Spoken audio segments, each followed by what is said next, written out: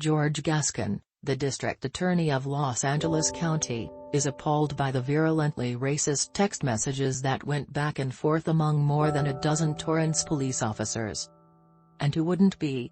It's sickening to read the texts.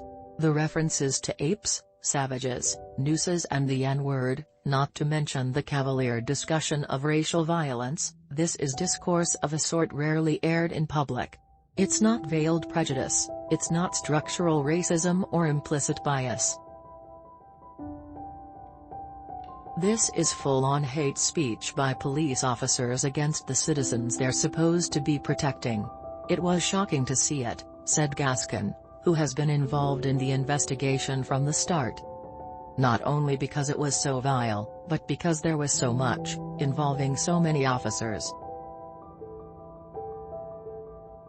As I talked to him more, though, it became clear that he's shocked and, at the same time, not shocked, because, after 4 decades in law enforcement, Gascón is all too familiar with the culture of racism that has long been part of policing in America. Few people can match his experience. He began as a uniformed cop in the Los Angeles Police Department in 1978. Eventually he became a sergeant, a lieutenant, a captain and an assistant police chief. He left L.A. to become a chief, first in Mesa, Arizona, and then in San Francisco. After 31 years in policing, he became district attorney in San Francisco, and in 2020 was elected D. in Los Angeles County. So he's seen a lot of bad stuff in his day. I began by asking what he himself had come up against as he made his way from street cop to the top job.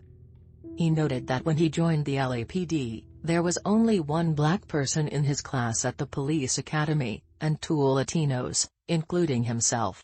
No Asian Americans. He remembers being told coldly by his fellow officers not to speak Spanish to people on the street because, you know, this is America. He says he saw how racial bias affected the way officers perform their jobs, and not just white officers, but Black and Latino officers as well.